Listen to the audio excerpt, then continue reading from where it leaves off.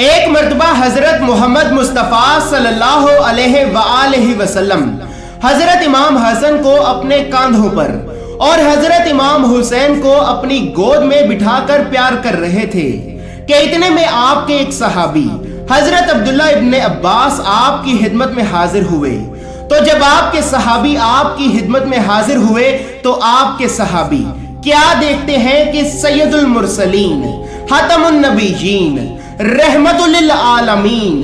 حضرت محمد مصطفیٰ صلی اللہ علیہ وآلہ وسلم حضرت امام حسن اور حضرت امام حسین کو اپنی گود اور کاندھوں پر بٹھا کر پیار کر رہے ہیں اور یہ فرما رہے ہیں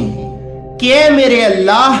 جو میرے حسن و حسین کو اپنا دوست رکھے تو اسے اپنا دوست رکھ، اور جو میرے حسن و حسین کو اپنا دشمن رکھے تو اسے اپنا دشمن رکھ۔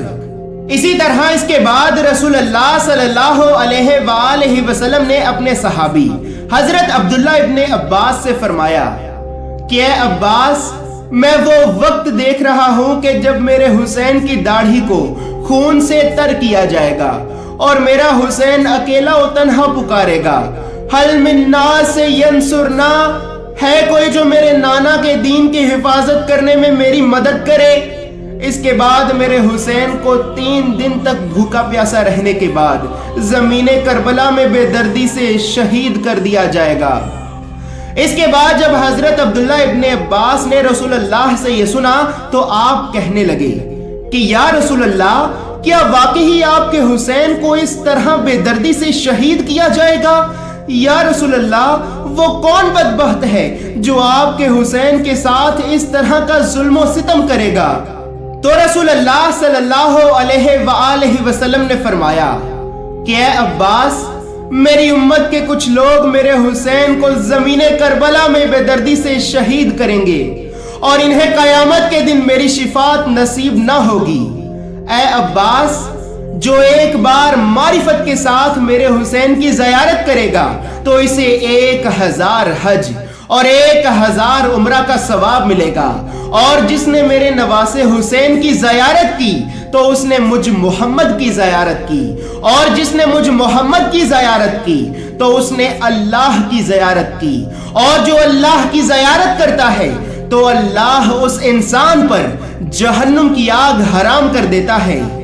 اور اے عباس، کیا تم یہ جانتے ہو کہ میرے حسین سے اور میرے حسین کی اولاد سے اپنے اپنے وقت کے امام پیدا ہوں گے جو میرے بعد میرے دین کی سچی تبلیغ کریں گے،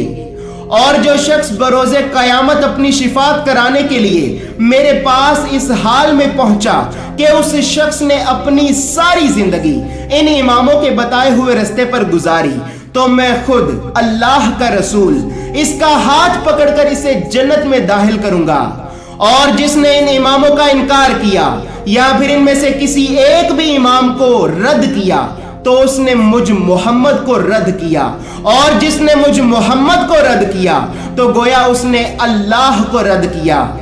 اور اے عباس، ان قریب ایک ایسا وقت آئے گا کہ جب لوگ دین سے دور ہو جائیں گے، بس جب یہ وقت آ جائے تو تم اس وقت علی کی پیروی کرنا، کیونکہ علی حق کے ساتھ ہے اور حق علی کے ساتھ۔ علی حق سے اور حق علی سے اس وقت تک جدا نہ ہوں گے کہ جب تک علی اور حق یہ دونوں روزے قیامت مجھ سے حوض کوثر پر اکٹھے آ کر کے مل نہیں لیتے۔ اس کے بعد جب حضرت عبداللہ ابن عباس نے رسول اللہ صلی اللہ علیہ وآلہ وسلم سے آپ کے بعد آنے والے اماموں کے بارے میں یہ سنا تو آپ نے رسول اللہ صلی اللہ علیہ وآلہ وسلم سے یہ پوچھا کہ اے اللہ کے رسول، آپ کے بعد کتنے امام ہوں گے اور ان اماموں کے نام کیا کیا ہوں گے؟ تو رسول اللہ صلی اللہ علیہ وآلہ وسلم نے حضرت عبداللہ ابن عباس سے فرمایا کہ اے عباس، میرے بعد میری اولاد میں سے 12 امام ہوں گے،